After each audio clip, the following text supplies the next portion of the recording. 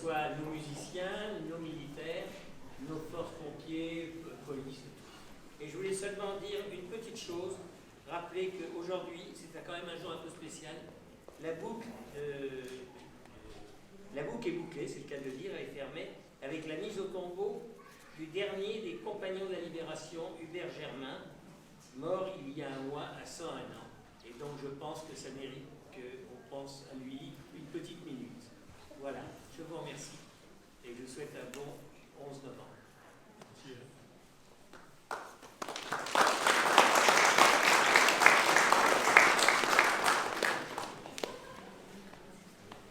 Monsieur le député, normalement monsieur le sénateur aurait dû être parmi nous, mais il est obligé de s'absenter parce qu'il est à une commémoration à Mention-Guette, ce que je peux comprendre.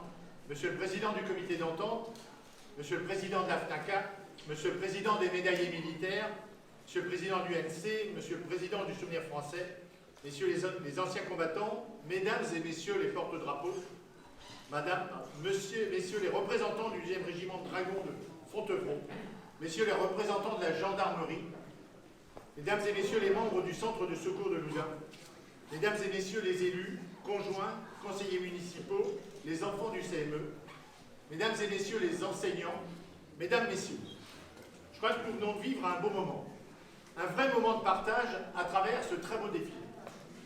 Aussi, je tiens personnellement à vous remercier. Associations patriotiques, pompiers, le régiment du 2e dragon de Fontevraud qui nous honore par leur présence nombreuse encore cette année, la gendarmerie, les membres de l'harmonie municipale, les enseignants, les enfants du CME, les écoles de Loudun. Vous tous avez participé à la réussite de cette cérémonie.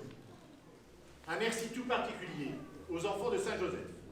Les lectures effectuées ont contribué à l'hommage rendu à tous ces hommes morts pour la France. Célébrer le 11 novembre et donc fêter l'armistice de 1918, c'est d'abord commémorer la fin d'un douloureux conflit qui fut alors, au début du XXe siècle, le plus meurtrier de l'histoire du monde. Un conflit qui, en 4 ans, mobilisera plus de 65 millions de personnes et fera plus de 10 millions de morts. Célébrer le 11 novembre, c'est fêter ce jour de 1918 où, enfin, ce conflit sanglant s'arrêtait, le jour où on voulait espérer que cette Première Guerre mondiale serait bel et bien la dernière. Car ce jour-là, on ne pouvait savoir qu'elle ne faisait que s'interrompre et que l'horreur allait recommencer. Le 11 novembre 1918 restera donc malgré tout un jour de joie ineffaçable pour beaucoup de nos concitoyens, mais aussi une joie altérée par les millions de victimes décédées, blessées ou infirmes.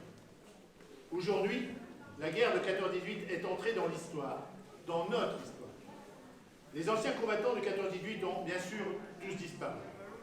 Cela donne aux générations d'aujourd'hui et de demain, aux nôtres, donc mesdames et messieurs, la responsabilité d'entretenir le souvenir de toutes les victimes et de leurs familles dont les vies furent brisées au nom et pour la France.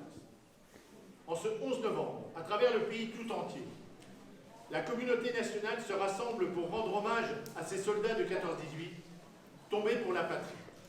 Si le souvenir de cette guerre d'un autre siècle demeure aujourd'hui toujours aussi vivace, c'est sans doute parce qu'il n'épargna aucune famille française.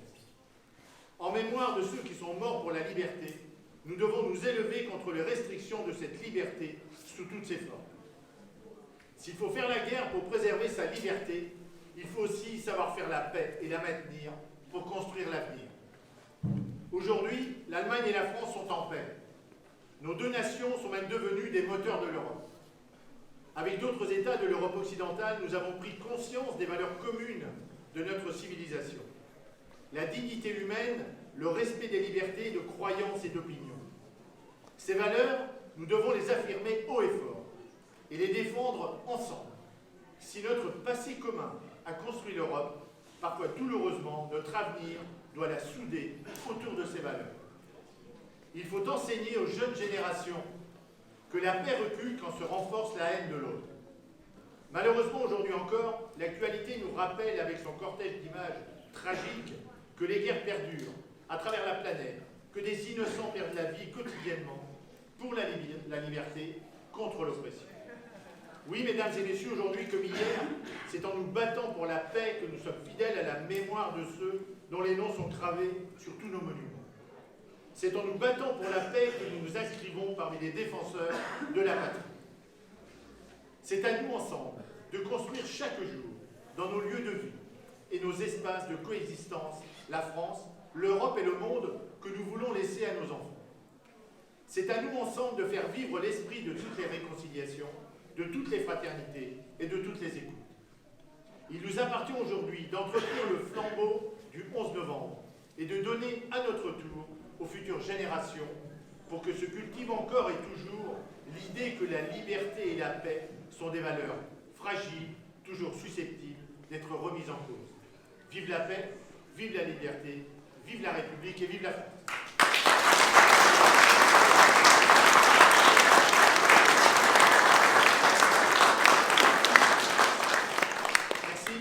Monsieur le député.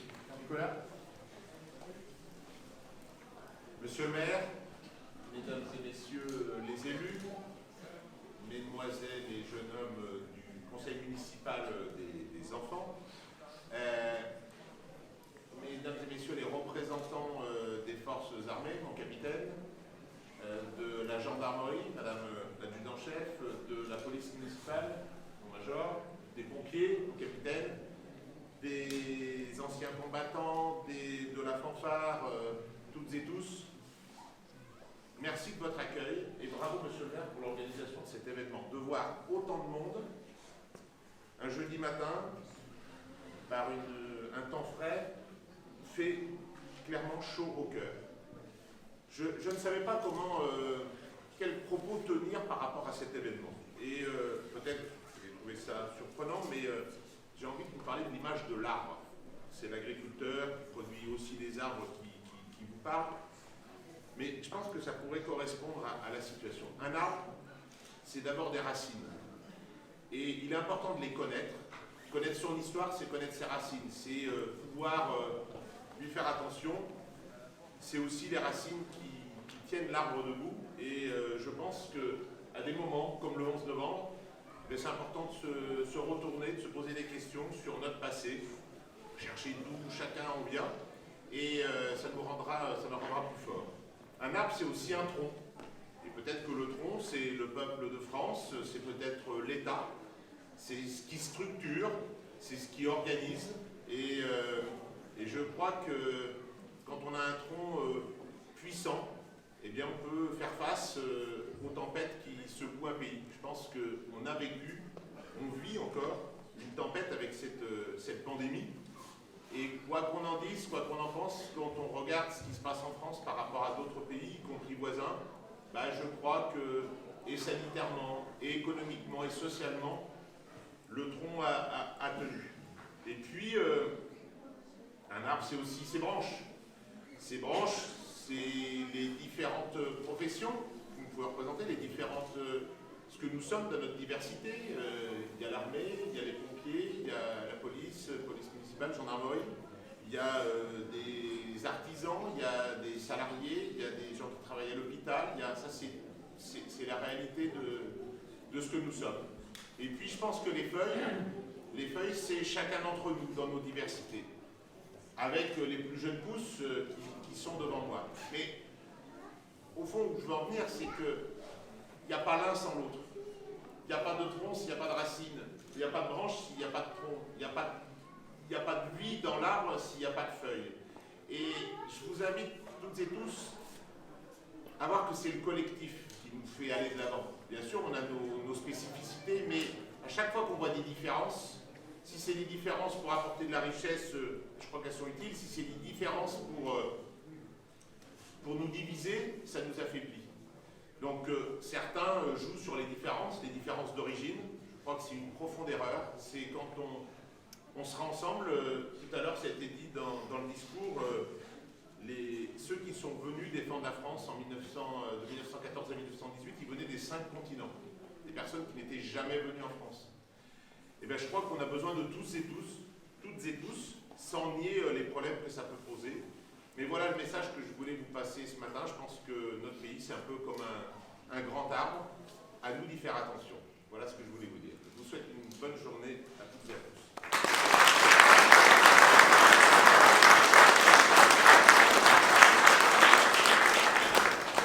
Merci pour cette belle image. Bon, écoutez, l'ami de Loudun, maintenant le plaisir de vous offrir le verre de l'amitié. Et il faut arroser l'arbre. Il faut arroser l'arbre. Voilà. Arrosez pas trop, mais arrosez un peu. Voilà. Merci.